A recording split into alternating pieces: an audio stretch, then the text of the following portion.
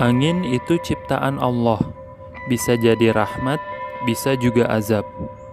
Saat angin kencang bertiup, sebaiknya kita tidak panik. Mari berdoa.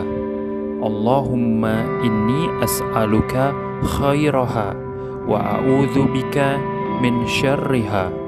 Artinya, ya Allah, aku memohon kepadamu kebaikan angin ini, dan aku berlindung kepadamu dari keburukannya. Setiap gejala alam adalah peringatan dan pengingat.